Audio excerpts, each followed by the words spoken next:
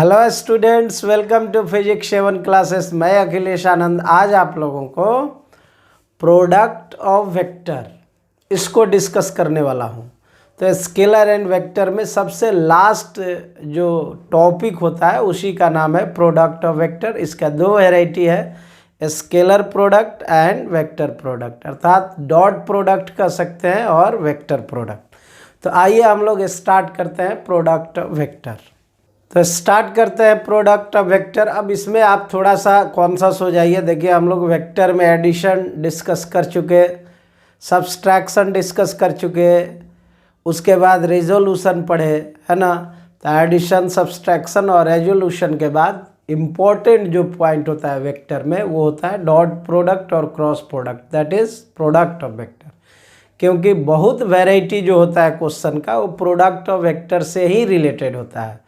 तो क्वेश्चन अगर आप चाहते हैं 100% सिक्योर करना कि स्केलर एंड वेक्टर का कोई भी प्रॉब्लम नहीं छूटे, तो स्केलर एंड वेक्टर में इस टॉपिक को, प्रोडक्ट ऑफ वेक्टर वाले टॉपिक को ध्यान से देखिए, समझिए, ठीक है। आई होप दैट कि आपको बहुत अच्छा लगेगा, एंजॉय करेंगे और समझ में आएगा, प्रॉब्लम आसानी से बनेगा। बस एक गाइडलाइंस है कि आप थोड़ा सा क्या करें कि चैनल को सब्सक्राइब करें और अगले अपने मित्र मंडली जो हैं उनमें भी इस चैनल के बारे में बताएं। हम लोग हर टॉपिक को बहुत आसानी से इसमें डिस्कस करने वाले हैं। तो यहाँ हम कुछ फिगर बनाए हुए हैं, सब फिगर के बारे में हम बताएंगे आपको। टाइम ज़्यादा नहीं लगे इसलिए डायग्राम बना दिया गया है। यहाँ पर हम प्रोडक्ट ऑफ वेक्टर लिखे हुए हैं, है ना। अब थोड़ा सा आपके दिमाग में चल रहा होगा कि प्रोडक्ट ऑफ वेक्टर आप जो लिखे उसका मतलब क्या हुआ।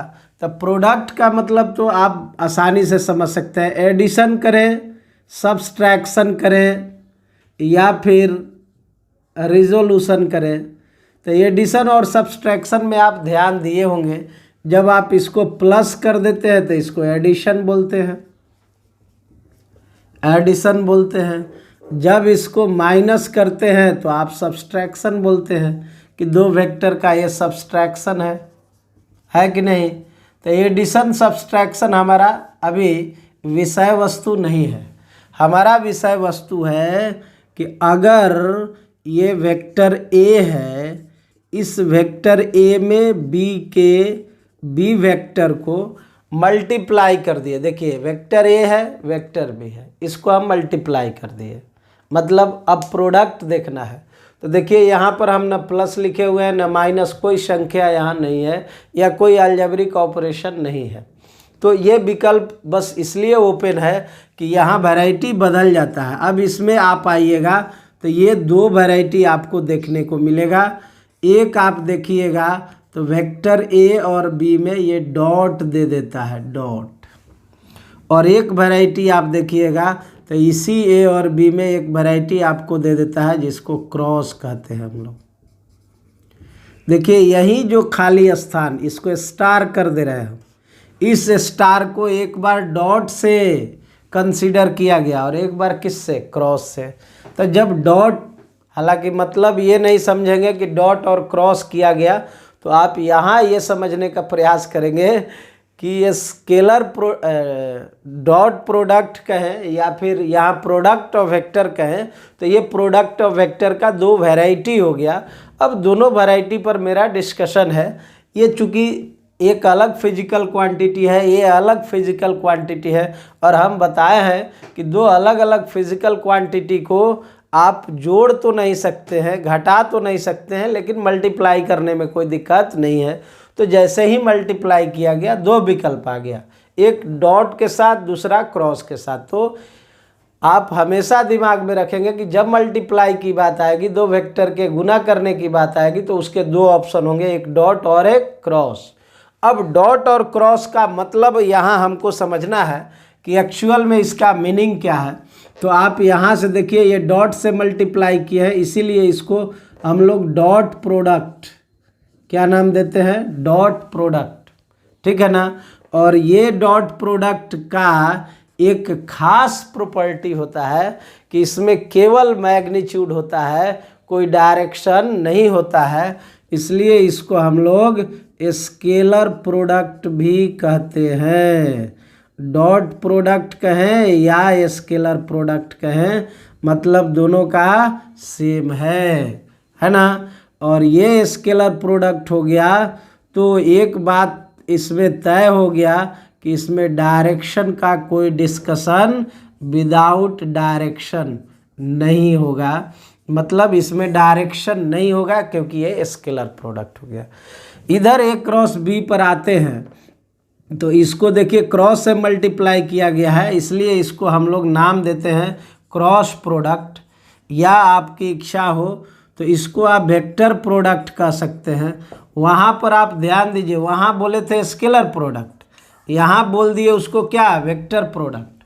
तो एक बात आपके दिमाग में चलना चाहिए कि अगर ये वेक्टर प्रोडक्ट कर रहे हैं तो ये विथ डायरेक्शन होगा, पहला वाला में डायरेक्शन नहीं था। तो ये अंतर हो गया स्केलर प्रोडक्ट और वेक्टर प्रोडक्ट में। इसमें देखिए डायरेक्शन है नहीं है, इसमें डायरेक्शन नहीं है और इसमें डायरेक्शन है। तो मतलब ये हुआ कि ये डायरेक्शन के बिना है, इसलिए हम इसको स्केलर प्रोडक्ट कह दिए। ये डायरेक्शन के साथ है इसलिए वेक्टर प्रोडक्ट कह दिए। अब आपके दिमाग में चल रहा होगा कि भाई आप यहाँ पर स्केलर प्रोडक्ट वेक्टर प्रोडक्ट तो कह दिए, लेकिन आप किस ग्राउंड पर कहे कि इसमें डायरेक्शन नहीं है, चूँकि ये भी मल्टीप्लाई है ये भी मल्टीप्लाई है। तो ग्राउंड अब हम लोग देखेंगे, क्योंकि फिजिकल क्वांटिटी जब दो क्वांटिटी को एक में प्रोडक्ट करते हैं और दोनों अलग अलग वैरायटी के क्वांटिटी हैं, तो ऐसा हो सकता है कि एक में डायरेक्शन एनालिसिस दिखाना पड़े और एक में बिना डायरेक्शन के आप वर्क कर रहे हो। तो इस आधार पर फिजिकल क्वांटिटी के मल्टीप्लिकेशन को कैटेगराइज किया गया है ना। अब आपको दिमाग में ये जाना चाहिए कि इस ग्राउंड को हम लोग अगर थोड़ा सा एक्सटेंड करें आगे की तरफ, तो ध्यान दीजिए यहाँ हम एक लिखे हुए हैं टर्म वर्क डन है ना, और यहाँ एक टर्म लिखे हुए हैं टॉर्क। अब ये वर्क डन और टॉर्क में थोड़ा हम डिस्कशन करते हैं। देखिए यहाँ वर्क डन है ना, ये वर्क डन है और यहाँ पर टॉर्क है। अब हमको ये जानना है कि ये वर्क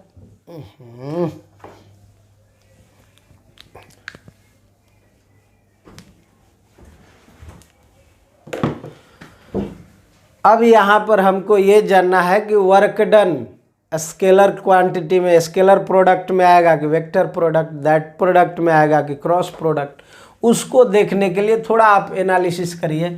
अभी देखिए एक ब्लॉक है जिसका मास m है और हॉरिजेंटल के साथ थीटा एंगल पर एक फोर्स लगा रहे हैं। अभी ये ब्लॉक इस फोर्स लगने के कारण आगे की तरफ मूव करेगा। कहिएगा कितना डायरेक्शन ये तय कर लिया, हम कह दिए कि ये डेल्टा आर डिस्प्लेसमेंट तय कर लिया। कितना बहुआ, डेल्टा आर। अब आप ये समझिए, आगे वर्क एनर्जी चैप्टर पढ़िएगा। अभी आप देखिए तो आप थीटा एंगल पर इसको आप ले गए, कितना डिस्प्लेसमेंट, डेल्टा आर है ना। कोई कहे हम फोर्स इधर नहीं लगा रहे हैं, ठीक है, हम इधर लगा दिए फोर्स को, ठीक है ना। तो आप फोर्स अगर इधर भी लगाएंगे तो आप अगर डेल्टा आर डिस्टेंस इसको ले जाते हैं, है ना, बात समझे, तो डेल्टा आर डिस्टेंस ले जाते हैं। आप इधर फोर्स लगा के डेल्टा आर ले जाए या इधर फोर्स लगा के ले जाए, वर्क डन तो होना ही है। यानी वर्क डन को तो यहाँ हम डिस्कस कर रहे हैं वर्क डन, ठीक है ना। तो वर्क डन देख लेते हैं कि स्केलर के साथ जाएगा कि वेक्टर के साथ। तो यहाँ एक फिगर ड्रॉ कर देते हैं। देखिए एक फिगर ले लिए, एक ब्लॉक ले लिए है ना, इस ब्लॉक का मास m कह दिए।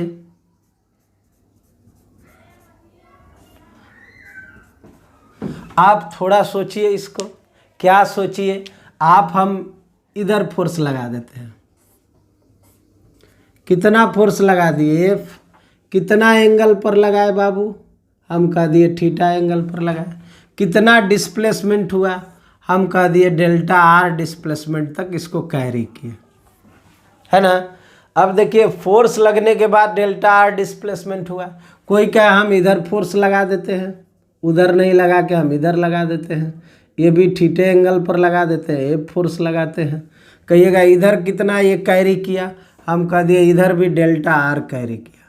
क्या सीखे आप, यही ना कि आप इधर ब्लॉक ले जाए या इधर ब्लॉक ले जाए, वर्क डन को कोई फर्क नहीं पड़ता है। यानी मैग्नीट्यूड, ठीक है ना, डायरेक्शन से रिलेटेड नहीं है। इसका मतलब ये हुआ कि फोर्स और डिस्प्लेसमेंट का जब आप प्रोडक्ट करिएगा तो उसका जो वैल्यू आएगा उसको डायरेक्शन से कोई लेना देना नहीं है। इसलिए जब इसमें हम लोग डिफाइंड करते हैं तो जब भी वर्क डन को हम लोग लिखते हैं तो डेल्टा डब्ल्यू इक्वल टू हम लोग कह देते हैं F dot delta R, F dot delta R. और इसको हम लोग कहेंगे ये डॉट प्रोडक्ट हो गया किसका, फोर्स का और डिस्प्लेसमेंट का, क्योंकि इसको डायरेक्शन से कोई लेना देना नहीं है। नेक्स्ट एग्जांपल हम लेते हैं टॉर्क। टॉर्क, टॉर्क के कारण बॉडी में रोटेशन होता है। देखिए टॉर्क, अब कहिएगा टॉर्क में हम कहे एक रॉड है, इस रॉड के एक पॉइंट को हम हिंज कर दिए, ये हिंज मतलब फिक्स कर दिए, है ना। दूसरा पॉइंट पर हम फोर्स लगा रहे हैं, ये दूसरा एंड पर हम फोर्स लगा रहे हैं यहाँ पर, ठीक है। अब आप ये सोचिए, अगर कोई कहे यहाँ फोर्स लगाने के बाद रोटेशन, हम कहेंगे ऐसे होगा, ऐसे जाएगा। कहा कोई कि नहीं यहाँ फोर्स आप लगाओ, ठीक है, आप देखिए तो फिर रोटेशन इधरे होगा। कोई कहा नहीं भाई यहाँ फोर्स लगाओ, हम कहेंगे आप कहीं भी लगा लो, रोटेशन का डायरेक्शन चेंज होने वाला नहीं। आप ऊपर से भी फोर्स लगाएंगे तो इसी पाथ पर ये क्या होगा, रोटेट होगा। मतलब ये है कि अगर ये फोर्स और रोटेशन का जो भी हम प्रोडक्ट करेंगे तो आप ये समझ सकते हैं कि इसके कारण जो भी हमको फिजिकल क्वांटिटी मिलने वाला है वो फिजिकल क्वांटिटी डायरेक्शन डिपेंडेंट है। तो हम लोग यहाँ डिफाइंड करते हैं, वी डिफाइन, तब इस केस में हम लोग कहते हैं कि टॉर्क बराबर यहाँ आर क्रॉस एफ होता है। आर यहाँ से ये दूरी है, ये दूरी, इसको आप आर कह सकते हैं। आप चाहे इसके लिए अलग डिस्टेंस होगा, इसके लिए अलग, मतलब डिस्टेंस हो गया जहाँ से बॉडी में रोटेशन हो रहा है। तो मतलब हमारा ये था कहना कि वैसा फिजिकल क्वांटिटी जिसके प्रोडक्ट करने पर, दो फिजिकल क्वांटिटी का प्रोडक्ट करने पर अगर डायरेक्शन आ जा रहा हो तब उसको हम लोग वेक्टर का प्रोडक्ट कहेंगे, और अगर वो डायरेक्शन से इंडिपेंडेंट हो जा रहा होगा तो वो स्केलर का प्रोडक्ट कहेंगे। आगे मैकेनिक्स में बहुत सारा पॉइंट आएगा जहां आप इस बात को फिर से डिस्कस हम लोग करेंगे और आसानी से इस चीज़ को आप समझेंगे, ठीक है ना। तो पहला हमारा जो टारगेट था वो यही था कि स्केलर प्रोडक्ट और वेक्टर प्रोडक्ट में आपको थोड़ा सा डिफरेंशिएट करके बता दें कि स्केलर के लिए क्या है और वेक्टर के लिए क्या है ना। तो आप क्लियर हो गए होंगे। स्केलर में डॉट रहते हैं, इसमें केवल मैग्नीट्यूड होता है, डायरेक्शन का कोई डिस्कशन नहीं होता है। वेक्टर में मैग्नीट्यूड और डायरेक्शन दोनों होता है। तो आइए अभी हम लोग स्टार्ट करेंगे डॉट प्रोडक्ट या फिर स्केलर प्रोडक्ट। तो स्टार्ट अब हम लोग कर रहे हैं डॉट प्रोडक्ट या स्केलर प्रोडक्ट। देखिए हम लिखे हुए हैं और बहुत आसान है। यहाँ पहले तो नाम से हम स्पष्ट आपको कर दें कि इसमें दो बात होगा डॉट प्रोडक्ट और स्केलर प्रोडक्ट में। पहला बात होगा ये कि इसमें केवल और केवल मैग्नीट्यूड होगा, मैग्नीट्यूड होगा डॉट प्रोडक्ट में। डायरेक्शन का डिस्कशन नहीं होगा क्योंकि इसमें डायरेक्शन होता ही नहीं है, विदाउट डायरेक्शन, है ना। तो केवल आप मैग्नीट्यूड निकालेंगे, डायरेक्शन पर कोई बहस नहीं करना है, ये बात हम क्लियर कर दें। अब यहाँ पर हम लोग कंसिडरेशन में देखिए हम कह दिए यहाँ एक वेक्टर लेते हैं, यहाँ एक वेक्टर ले लिए, इस वेक्टर को ए नाम दे दिए। यहाँ एक दूसरा वेक्टर ले लिए, इस वेक्टर का बी नाम दे दिए, है ना, और यहाँ एंगल को थीटा दे दिए, ठीक है। अब कोई कहे आप डिफाइंड करो तो यहाँ लिखना वी डिफाइन। क्या लिखेंगे बाबू, तो कहेंगे कि A dot vector B A dot vector B कोई कहे क्या होगा तो सीधा सीधा कहिएगा मोड ए मोड बी और दोनों के बीच का जो एंगल होगा कॉस थीटा। यही डॉट प्रोडक्ट का डेफिनेशन है, ठीक है ना। ए डॉट बी बराबर mod A mod B cos theta, mod A mod B cos theta. और आपको भी पता है कि इसके पास केवल मैग्नीट्यूड होना चाहिए, डायरेक्शन का कोई डिस्कशन नहीं है, इसलिए यही लिखेंगे। अब डेफिनेशन की बात है तो ये तो स्केलर प्रोडक्ट है, डायरेक्शन होगा नहीं, तो डेफिनेशन आप लिख सकते हैं।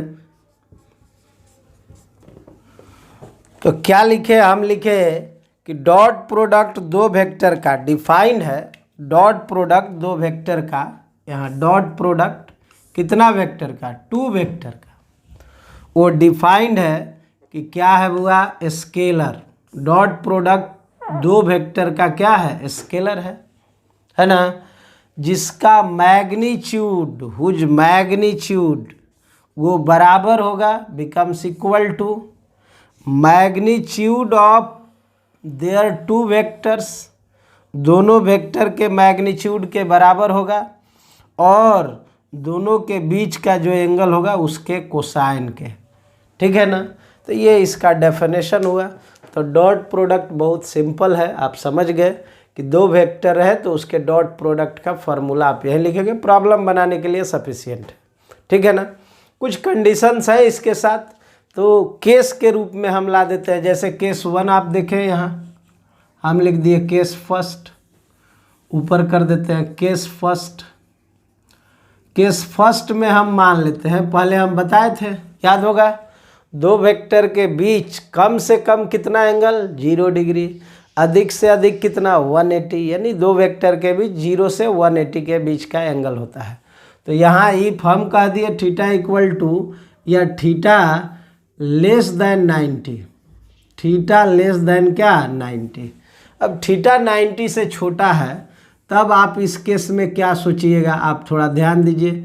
हम कह दिए ये वेक्टर ए है ना, और ये वेक्टर बी है। आप कह रहे हैं कि ए और बी के बीच का एंगल जो है वो थीटा 90 से क्या है, छोटा नहीं।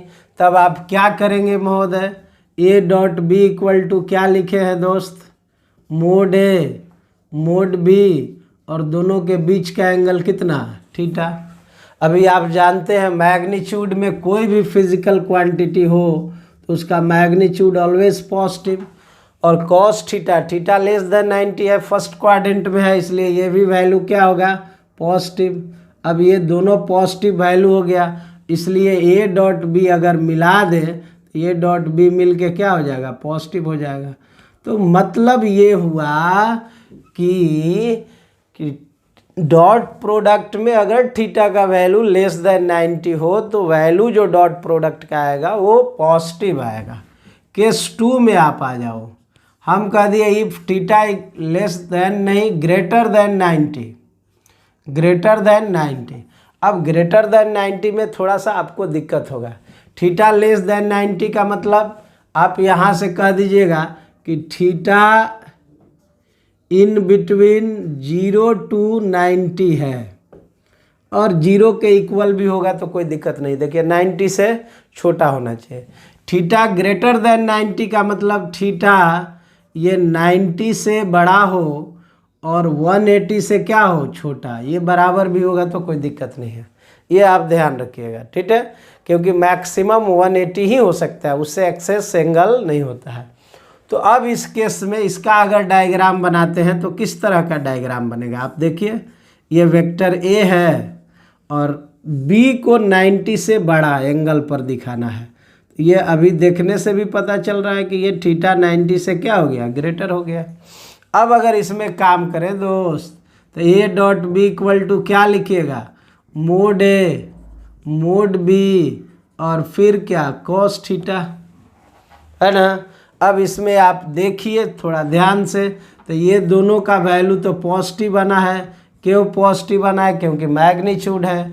इसका वैल्यू कोई कहे तो डेफिनेटली निगेटिव बना है, क्योंकि सेकेंड क्वाड्रेंट में ये एंट्री कर चुका है, इसलिए ए डॉट बी का वैल्यू ये क्या आ गया, निगेटिव आ गया। तो यहाँ दो केस देखिए, पहला वाला में पॉजिटिव, दूसरा वाला में नेगेटिव। केस थर्ड ले लेते हैं, इसमें हम कह देते हैं if theta equal to 90 degree. अगर थीटा बराबर 90 हो तो डेफिनेटली डायग्राम आप कैसा बनाएंगे, ये डायग्राम हुआ। ऊपर में आप बी दिखा दीजिए और इधर ए दिखा दीजिए, और आप देख सकते हैं दोनों के बीच का एंगल डेफिनेटली कितना डिग्री दिख रहा है, 90 डिग्री। अब ये थीटा का वैल्यू अगर 90 रखें तो A dot B mod A mod B, और दोनों के बीच का एंगल क्या है, cos 90, और cos 90 का वैल्यू क्या होता है, 0। आज से ये बात याद रखिएगा कि दो वेक्टर एक दूसरे पर परपेंडिकुलर हो तो डेफिनेटली उसके बीच का, उसके डॉट प्रोडक्ट का वैल्यू क्या होता है, 0, है ना। तो ये बात हो गया। अब हम लोग क्या देखें, हम लोग देखें कि पहला वाला केस में पॉजिटिव आया, दूसरा में निगेटिव आया, तीसरा में 0 आया। और हम जानते हैं कि स्केलर क्वांटिटी जो होता है ना, उसके पास केवल मैग्नीट्यूड होता है, और मैग्नीट्यूड ऑलवेज पॉजिटिव होता है। थोड़ा सा कंट्रोवर्सी होता है, कन्फ्लिक्शन जिसको आपको बोलते हैं, कि एक तरफ तो कह रहे हैं कि मैग्नीट्यूड ऑलवेज पॉजिटिव होता है, दूसरे साइड से कह रहे हैं कि यहाँ पर पॉजिटिव आ रहा है, निगेटिव आ रहा है, ठीक है ना, 0 आ रहा है। तो ये इसलिए आ रहा है क्योंकि देखिए मैग्नीट्यूड तो हर जगह पॉजिटिव है, इसका यहाँ भी मैग्नीट्यूड पॉजिटिव है, यहाँ भी मैग्नीट्यूड पॉजिटिव है, लेकिन अलग अलग वैल्यू इसलिए आ रहा है, निगेटिव भी आ रहा है, क्योंकि ये थीटा पर डिपेंड करता है, वेक्टर क्वांटिटी है, ठीक है ना। तो क्लियर हो गया कि scalar product of vector positive भी हो सकता है, निगेटिव भी हो सकता है, और 0 भी हो सकता है, ठीक है ना। अब हम लोगों को जो पढ़ना है इसमें, वो पढ़ना है कि डॉट प्रोडक्ट का प्रॉपर्टीज क्या होगा, है ना, प्रॉपर्टीज ऑफ डॉट प्रोडक्ट, ठीक है। उसके बाद इसके एप्लीकेशंस हम लोग देखेंगे कि एप्लीकेशन क्या होता है डॉट प्रोडक्ट का, ठीक है। तो आइए अब हम लोग शुरुआत करते हैं properties of dot product. Dot product of orthogonal unit vector. Orthogonal unit vector का नाम जानते हैं, इत्मीनान से बोलिए, पता है ना, x के लॉन्ग, y के लॉन्ग, और क्या, z के लॉन्ग, है ना। X y z orthogonal unit vector में आपको बताया गया होगा कि x के लॉन्ग जो यूनिट वेक्टर होता है उसको आप क्या बोलते हैं बाबू, आई कैप। y के लॉन्ग जो होता है उसको आप क्या बोलते हैं, जे कैप। और z के लॉन्ग जो होता है उसको आप क्या बोलते हैं महोदय, के कैप। अब आपसे पूछा जाए i और j के बीच का एंगल, तो कहिएगा 90 डिग्री। j और k के बीच का एंगल 90, i और k के बीच का एंगल 90, क्योंकि x y z already perpendicular होता है। तो यहाँ सबसे पहला डॉट प्रोडक्ट निकालते हैं i डॉट j। नहीं, अब इसको करिएगा तो i का वैल्यू कितना होगा, आई कैप का मैग्नीट्यूड, जे कैप का मैग्नीट्यूड, और दोनों के बीच का एंगल क्या है, cos 90, और cos 90 का वैल्यू क्या होता है, 0। यानी कि ये बात हो गया कि आई डॉट जे का वैल्यू क्या हो जाएगा, 0। क्यों 0 हुआ, क्योंकि दोनों के बीच का एंगल कितना है, 90 डिग्री। अब कोई पूछे जे और के बीच का, तो ये भी परपेंडिकुलर है, इसलिए ये भी क्या हो जाएगा, 0, ठीक है ना। अगला पूछ सकता है आपसे कि के डॉट आई का वैल्यू क्या होगा, आप कहिएगा 0। मतलब ये साफ हुआ कि परपेंडिकुलर वेक्टर है आई जे के, इसलिए तीनों जो डिफरेंट मोड में रहेगा तो उसके डॉट प्रोडक्ट का वैल्यू 0 हो जाएगा। एक बात जो याद करने योग्य था। दूसरा यहाँ आप कह सकते हैं I dot I, same vector के बीच का angle, same vector like a parallel vector, हमेशा एंगल कितना होता है, 0 डिग्री। तो यहाँ जब ये टूटेगा तो ये मोड आई, फिर मोड आई, और दोनों के बीच का एंगल cos 0, और cos 0 का वैल्यू 1 होता है, ये भी 1, ये भी 1, और ये भी 1, इसलिए आई डॉट आई का वैल्यू कितना हुआ, 1 हुआ। अब यहाँ सवाल हो कि जे डॉट जे के बीच का एंगल कितना होगा, तो वो भी 0 ही होगा, इसलिए इसका भी वैल्यू कितना होगा, 1 होगा। और एक और है के डॉट के का वैल्यू अगर कोई कहे तो ये भी क्या होगा, 1 होगा। तो हम लोग क्या सीखे, हम लोग ये सीखे कि सेम वेक्टर में डॉट प्रोडक्ट का वैल्यू, सेम यूनिट वेक्टर में डॉट प्रोडक्ट का वैल्यू हमेशा 1 होगा और डिफरेंट यूनिट वेक्टर में डॉट प्रोडक्ट का वैल्यू हमेशा 0 होगा। कहीं कोई दिक्कत नहीं है। चलिए, तो अब आपको हम लोग देखते हैं, ये हुआ dot product orthogonal unit vector का। अगला जो हमको देखना है, ठीक है ना, कि इसका एक इम्पॉर्टेंट फॉर्म है जो कि प्रॉब्लम में अक्सर यूज होता है। दूसरा इसका प्रॉपर्टीज है, दूसरा प्रॉपर्टी लिख दिए, important form of dot product of two vector. एक वेक्टर यहाँ ए ले लेते हैं। अब कहिएगा ए जब थर्ड डायमेंशन में होता है तो आप इस ए को क्या लिखते हैं, ए X I cap plus A Y J cap और ए जेड क्या के कैप, है ना। दूसरा एक और वेक्टर ले लिए, इसका बी नाम दे दिए, तो बी इक्वल टू क्या लिखिएगा, B x I cap plus B Y J cap plus B Z क्या के कैप, है कि नहीं। अब ये कहे कि आप ए डॉट बी निकालिए, तो पहले तो एक बार देख चुके हैं ए डॉट बी को, mode A mod B cos theta. लेकिन यहाँ अभी ए जो है ये आई जे के फॉर्म में है ना।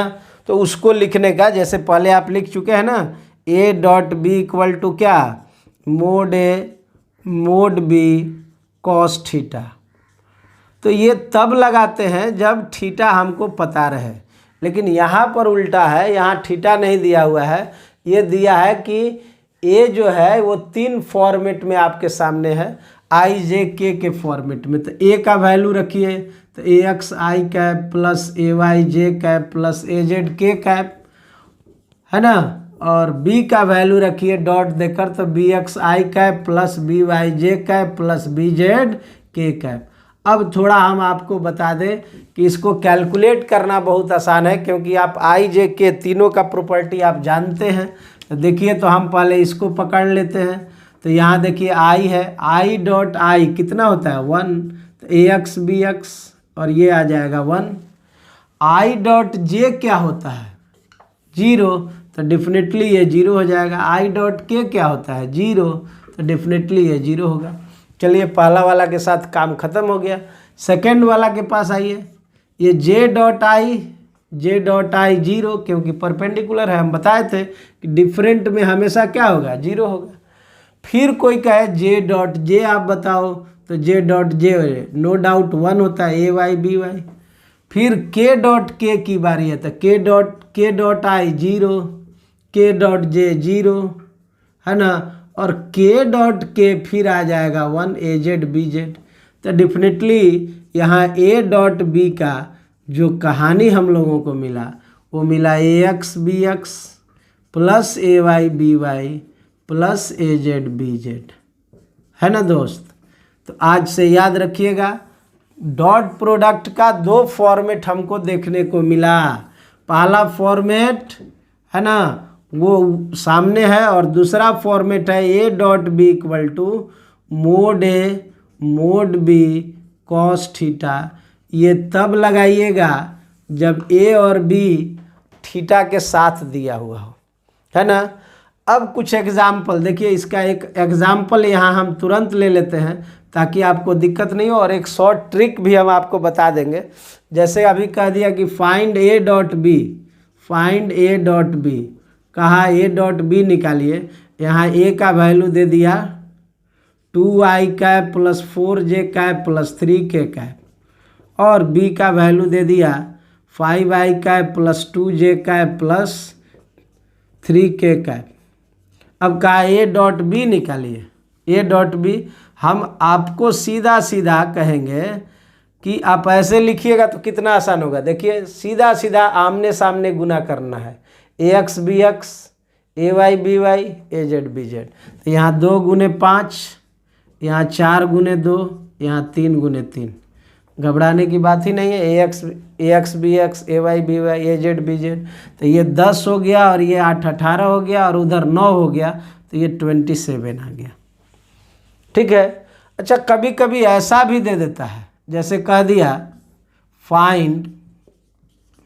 अभी देखिए, आप जब ऐसा काम करेंगे ऐसा, तो वो गलत हो जाएगा, क्योंकि देखिए यहाँ आई वाला दिया है, जे दिया है, यहाँ आई है और यहाँ के है ना। इसमें जे को गायब कर दिया, उसमें के को गायब कर दिया। तो इस तरह के केस में आप ऐसे उसको लिख लीजिएगा। ए को लिखिएगा 4i cap plus 5j cap और लास्ट में कर दीजिएगा 0k कैप, है ना। अब ये 0k कैप करने से फ़ायदा क्या हुआ वो आपको तुरंत समझ में आ जाएगा। b बराबर लिख दिए हम यहाँ से कि ये 2i कैप है प्लस 0j कैप है प्लस 3k कैप है।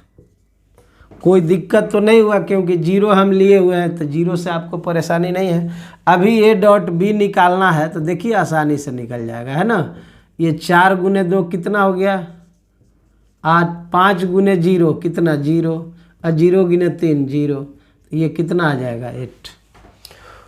तो किसी भी प्रकार का क्वेश्चन दिया रहे खासकर इस तरह से, तो आप आराम से उसको बना सकते हैं, है ना। तो ये 2 प्रॉपर्टी हुआ किसका, हाँ, डॉट प्रोडक्ट ऑफ 2 वेक्टर का। 2 और प्रॉपर्टी है और साधारण है, ठीक है ना। थोड़ा सा यहाँ हम साफ करते हैं तो आपको बता देते हैं। तो एक प्रॉपर्टी हम बताए थे कि dot product of orthogonal unit vector, जिसमें कि आपके सामने आ चुका था, लिख देते हैं i dot I, J dot जे, के डॉट के बराबर 1 था और i dot J, J dot के डॉट आई ये कितना आया था 1 आया, सॉरी 0 आया था। तो ये 2 आप ऑलरेडी पढ़ चुके हैं, है ना। तो एक ये प्रॉपर्टी, एक ये प्रॉपर्टी। दूसरा प्रॉपर्टी, तीसरा प्रॉपर्टी जो है यहाँ वो हम कर देते हैं। इतना तो आप स्टडी कर लिए हैं। तीसरा प्रॉपर्टी कर देते हैं कि dot product follow the dot product of 2 vectors follow the commutative law. किसको फॉलो करता है, कम्यूटेटिव लॉ को। डॉट प्रोडक्ट 2 वेक्टर का वो किसको फॉलो करेगा, कम्यूटेटिव लॉ। और आपको याद होगा क्या है commutative law, A dot B equal to B dot A.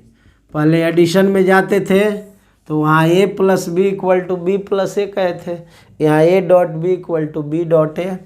और चौथा है कि डॉट प्रोडक्ट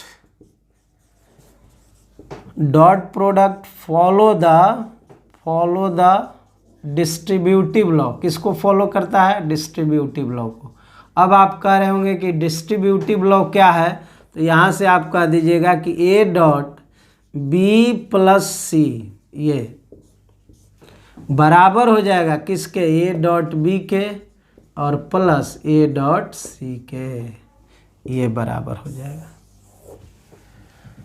तो ये डिस्ट्रीब्यूट हो गया। देखिए ए बी के साथ भी चला गया और ये सी के साथ भी चला गया। तो ये लॉ हुए, ठीक है ना। और आप ध्यान रखेंगे यही प्रॉपर्टीज हुआ डॉट प्रोडक्ट ऑफ 2 वेक्टर का। अब 2 एप्लीकेशन है और उस एप्लीकेशन के बाद डॉट प्रोडक्ट समाप्त हो जाएगा।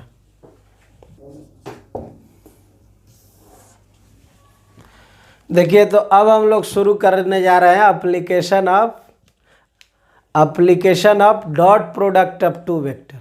पहला एप्लीकेशन है कि अगर क्वेश्चन में 2 वेक्टर के बीच के एंगल निकालने को आपको कहा जाए, है ना, to find angle between 2 vector, तो आप ये कॉन्सेप्ट डाल सकते हैं। देखिए जैसे आप यहाँ पर एक वेक्टर ले लिए, इसको आप ए कह रहे हैं ना, एक और वेक्टर ले लिए इसको बी कह रहे हैं। अब इसके बीच का आपको एंगल को फाइंड आउट करना है कि कितना एंगल बना, ठीक है। तो अब इसमें 2 फार्मूला है, दोनों को हम लोग डिस्कस कर देते हैं। जैसे कि मान लीजिए एक तो आप ए डॉट बी बराबर आप लिखे हैं, क्या लिखे हैं, mode A mod B cos theta लिखे हैं। अब कॉस थीटा आपको चाहिए, तो आप कह दीजिएगा कि A dot B equal to कितना हो जाएगा, मोड ए मोड बी, है ना, आपका आ जाएगा। थीटा यहाँ से निकाल सकते हैं, cos inverse A dot B by mod A mod B, ऐसा लेकिन जनरली एंगल जब निकालने को देता है तो ये वैरायटी नहीं देता है। वो क्या करता है, यहाँ कहता है कि इन टर्म्स ऑफ, इफ ऐसा मान लेते हैं, इफ ए इक्वल टू, हम कह दिए A equal to A X I cap, A Y J cap और ए जेड के कैप। तो देखिए जब आपको थीटा निकालना रहे और ऐसा सिचुएशन बने तब ये यूज़ करेंगे। लेकिन कभी कभार, कभी क्या, जनरली यही होगा जो अभी बताने जा रहा है। ए बी को आई जे के फॉर्म में दिया रहेगा। एज हम लिख देते हैं, ये ए को आई जे के फॉर्म में देगा तो किस तरह से देगा। इफ ए इक्वल टू मान लीजिए ए एक्स आई कैप दे दिया, ए वाई जे कैप दे दिया और ए जेड के कैप दे दिया, और बी को बी एक्स आई कैप दे दिया, बी वाई जे कैप दे दिया और बी जेड के कैप दे दिया। अब कह रहा है एंगल निकालिए। नहीं, तो अब आपको देखिए कि अब यदि ऐसा सिचुएशन बने और एंगल निकालने को कहे तो यहाँ लिखे ना ए डॉट बी लिखे हैं, नीचे मोड ए मोड बी लिखे हैं। अगर मोड ए निकालिएगा इसका तो क्या आ जाएगा, mode A under root A X square plus A Y square plus A Z square. और अगर इसका मोड भी निकालिएगा तो क्या आ जाएगा, देखिए B x square plus B y square plus B z square आएगा कि नहीं। अब कोई कहे कि A dot B equal to क्या होगा, तो ये तो हम बार बार कह चुके हैं कि आप आमने सामने मल्टीप्लाई कर दीजिए, ए X B X plus A Y B Y plus A Z B Z. अब तो कुछ करना ही नहीं है, आपको निकालना क्या है, आपको निकालना है कॉस थीटा ना। तो कॉस थीटा को क्या लिखिएगा यहाँ, कॉस थीटा इक्वल टू, देखिए आप लिखे ना A dot B by mod A mod B, तब कॉस थीटा आ गया। Cos theta A dot B को क्या लिखेंगे, A X B X plus A Y B Y plus A Z B Z by under root A X square plus A Y square plus A Z square, और फिर इधर भी under root आ जाएगा A X square plus B x square, sorry B x square plus B y square plus B z square. तो ये cos theta हुआ। तो देखिए अगर ए और बी दिया रहे तो ये स्कीम डाल दीजिएगा यहाँ वाला, है ना। और अगर ये आई जे के फॉर्म में है तो ये स्कीम चला जाएगा, कहीं कोई दिक्कत नहीं। एक एग्जाम्पल लेते हैं तो और ज़्यादा आपको समझ में आ जाएगा, ठीक है ना, इसमें कहीं कोई दिक्कत नहीं है। चलिए एग्जाम्पल देख लीजिए, क्या है एग्जाम्पल। यहाँ हम कह दिए कि देखिए यही एग्जाम्पल है, find angle between vector A and vector B, और यहाँ दे दिया ए इक्वल टू इतना, बी इक्वल टू इतना। अब आपको एंगल निकालना है, आपके पास जो सॉल्यूशन है और सॉल्यूशन का जो फॉर्मूला है वो क्या है कि कॉस थीटा इक्वल टू हो जाएगा, है ना, ए डॉट बी बाई क्या, मोड ए मोड बी, और क्या, कुछ नहीं। अब आप देखिए यहाँ ए डॉट बी चाहिए, पहले ही हम बता चुके हैं ए डॉट बी निकालने का कि आप सीधा मल्टीप्लाई कर दीजिए ऐसे। अब इसमें सीधा मल्टीप्लाई कर लीजिए, कितना आसान है, घुमा फिरा के नहीं बनाना है, डायरेक्ट। तो कॉस थीटा आपको दिखने लगेगा अगर सीधा मल्टीप्लाई करें तो 2 गुने 4 प्लस 3 गुने 2 प्लस 4 इंटू 5। मोड ए का वैल्यू क्या लिखे हैं, ए एक्स स्क्वायर ए वाई स्क्वायर ए जेड स्क्वायर। इसमें ए एक्स के बदले 2 3 4 है, मतलब ये कहें कि ये 2 ये 3 ये 4, यानी पहला वाला जो डिजिट है उसको स्क्वायर कर दीजिए, 2 स्क्वायर 3 स्क्वायर 4 स्क्वायर। दूसरा में आ जाते हैं तो दूसरा वाला का स्क्वायर करेंगे, 4 स्क्वायर 2 स्क्वायर 5 स्क्वायर, है ना। तो अभी आपको कॉस थीटा दिखने लगा ना, ऊपर में क्या मतलब ये हुआ कि आप किसी भी प्रकार से इजीली आप बना सकते हैं, ठीक है ना। आपको जिस तरह का प्रॉब्लम रहे वैसे आपको बनाना है। एंगल निकालने के लिए यही दो कॉन्सेप्ट है, या तो ये लगेगा नहीं तो ये लगेगा। तो एप्लीकेशन ऑफ डॉट प्रोडक्ट में एक ये एप्लीकेशन था, एक एप्लीकेशन और है, ठीक है ना, उसको अब हम लोग देखते हैं। ये एप्लीकेशन फर्स्ट, एक एप्लीकेशन और देखिए। तो दूसरा एप्लीकेशन ले रहे हैं to find vector component of vector A along another vector B. एक वेक्टर यहाँ ले लो आप, इसको हम वेक्टर ए कह दिए और इसको हम वेक्टर बी कह दिए। अभी आप सिचुएशन देखिए, आपको चाहिए क्या क्या चाहिए, तो ए का कंपोनेंट चाहिए, किसके एलोंग, बी के एलोंग। नहीं तो कंपोनेंट जो ए का चाहिए बी के एलोंग, तो क्या करिएगा, ए का कंपोनेंट बी के एलोंग निकालने का मतलब है ये हो गया कि आप यहाँ से ये वाला कंपोनेंट निकालिए, और कोई एक कंपोनेंट का वैल्यू पूछे तो आप यहाँ आराम से कह सकते हैं कितना, जिसके साथ एंगल बनता है किसका, कंपोनेंट कॉस का। तो ये आ गया ए कॉस थीटा। और ये भी आपको पता है कि ये ए कॉस थीटा का डायरेक्शन किसके एलोंग है, वेक्टर बी के एलोंग है, वेक्टर बी के एलोंग है। तो अब अगर डायरेक्ट बी के डायरेक्शन से मल्टीप्लाई करना रहता है तो एक ही टेक्निक होता है ना, और वो ये होता है कि इसके यूनिट वेक्टर से इससे क्या कर दीजिए, मल्टीप्लाई कर दीजिए, ठीक है ना। तो ये इस कंपोनेंट को एक मैग्नीट्यूड आ गया मोड ए कॉस थीटा, और डायरेक्शन आ गया किधर, बी के एलोंग। तो अब इसको टेक्निकली अगर लिखें तो आप कह सकते हैं कि component of vector A along vector B, along vector B, तो हम कहेंगे ये आ जाएगा मोड ए कॉस थीटा, और फिर कहेंगे बी कैप, मोड ए कॉस थीटा बी कैप, ठीक है।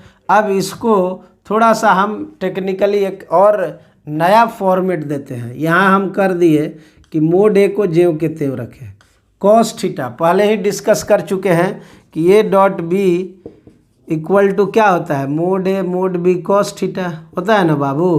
तो mode A mod B cos theta है, तो कॉस थीटा बराबर आप क्या लिखेंगे, वेक्टर ए डॉट बी बटे मोड ए मोड बी, है ना। तो आप यहाँ कॉस थीटा को इम्प्लाई कर लीजिए, यहाँ कह सकते हैं कि vector A dot vector B बटे मोड ए मोड बी, है ना, ये हो गया आपका। और यहाँ बी कैप जो आपका है, इस बी कैप को क्या लिखते हैं, यूनिट वेक्टर में बी, ठीक है ना, कहीं कोई दिक्कत नहीं। तो ए से ए आपका कैंसिल हो गया, नहीं तो आप चाहते हैं इसको लिखना, तो वेक्टर ए डॉट यहाँ वेक्टर बी बटे मोड बी, ये कह सकते हैं। ये डॉट नहीं है, ये यहाँ ब्रैकेट दे दीजिए। तो एक फॉर्मेट ये मिला, और इसको सिविलाइज्ड करना चाहते हैं तो आप कह दीजिएगा vector A dot B cap into B cap, है ना। ये आपका आया कंपोनेंट किसका, ऑफ वेक्टर ए का एलोंग किधर, वेक्टर बी के, component of vector A along vector B. नहीं अब अगर थोड़ा सा और इसको आप आगे बढ़ाते हैं, ऐसा पूछ दे component of vector B along vector A, ऐसा पूछ दे, तो देखिए ए का कंपोनेंट निकाले थे बी के एलोंग, तो ए से शुरू हुआ था, और बी बार यानी कि बी कैप 2 बार आया। अभी हमको बी का कंपोनेंट ए के एलोंग निकालना है, तो शुरुआत किससे करेंगे, बी से, और ए कैप, और फिर दे देंगे क्या, ए कैप। कोई दिक्कत है, इसका एक एप्लीकेशन ले लेते हैं, है ना, यहाँ से लिख देते हैं एग्जाम्पल, इसका एक एग्जाम्पल ले लेते हैं। Find component of vector A along vector B, A का कंपोनेंट चाहिए किसके एलोंग, बी के एलोंग। तो देखिए ये हम आपका ये है बी के एलोंग चाहिए, अभी इसका सॉल्यूशन बनाएंगे तो अभी आप लिखे हुए हैं ना कि ए का कंपोनेंट बी के अलोंग चाहिए, तो आपको यही काम करना होगा। क्या करना होगा? कंपोनेंट, थोड़ा नीचे से लिख देते हैं ताकि आपको दिक्कत नहीं हो। यहाँ component of vector A along vector B, अगर ये निकालना है तो अभी आपके पास जो फॉर्मूला है वो यही ना है कि vector A dot B cap into B cap. अगर इसको आप थोड़ा सॉल्यूशन में लाते हैं तो आप इसी को लिखते हैं वेक्टर बी बटे मोड बी, है ना, और यहाँ वेक्टर बी बटे बी कैप मोड बी। अब आप देख लीजिए, इसको रीअरेंज कर देते हैं तो ए डॉट बी बटे मोड बी, और यहाँ आ गया आपका क्या? बी बटे मोड बी। अब आप देख सकते हैं यहाँ का स्थिति, ए डॉट बी निकालना है तो कितना आसान है। ए डॉट बी हम बताए थे 2/2 गुने 3 प्लस 1 गुने 2 प्लस 2 गुने 1, क्या आ गया? ये 6 आया, ये 2 8 हुआ, 2 10 हुआ, ऊपर 10, तो ये 10 हो जाएगा, तो ऊपर में 10 हो गया। बी चाहिए, मोड बी चाहिए, तो मोड बी आप समझते हैं, क्या लिख सकते हैं आप? 3 का स्क्वायर प्लस 2 का स्क्वायर प्लस 1 का स्क्वायर, नहीं, और फिर यही बात, ये कितना आया? 9 और ये 4 13 और ये 1 कितना? 14, तो ये 14 आ गया, तो ऊपर डायरेक्ट अंडर रूट 14 कर देते हैं। सॉरी, ये बी है ना, तो बी को रख दीजिए। बी का वैल्यू कितना है? 3i cap plus 2j cap plus k cap, और मोड बी है तो हम यही वाला बी है तो इसको डायरेक्ट 14 कर देते हैं, अंडर रूट 14। ये 14 और ये 14 मिल के क्या हो गया? 10/14, 10/14 यानी 5/7, और उधर 3i cap plus 2j cap plus k cap. ये तो ये हुआ component of vector, component of vector A along vector B. तो ये एक कंप्लीट क्योर डिस्कशन हुआ dot product of two vector का, और कहीं कोई दिक्कत नहीं है। पहले डॉट प्रोडक्ट, वेक्टर प्रोडक्ट और डॉट प्रोडक्ट, स्केलर प्रोडक्ट, इसमें हम डिफरेंसेस बताए कि क्या क्या डिफरेंट है, फिर एग्जाम्पल के माध्यम से उसको समझाए भी। उसके बाद 4 प्रॉपर्टी हम लोग पढ़े और 2 एप्लीकेशन पढ़े, और हर प्रॉपर्टी में हम एक दो एग्जाम्पल लिए। तो ये कंप्लीट डिस्कशन हो गया dot product of two vector का। आई होप दैट आप बहुत एंजॉय किए। बढ़िया से 1-2 बार इस लेक्चर वीडियो को देखिएगा, एकदम इत्मीनान से समझ में आ जाएगा, और प्रॉब्लम खूब बनाइएगा, कहीं कोई दिक्कत नहीं होगा। अगर कुछ दिक्कत हो तो कंसल्ट ज़रूर करेंगे, ठीक है ना। तब तक के लिए goodbye and thank you again.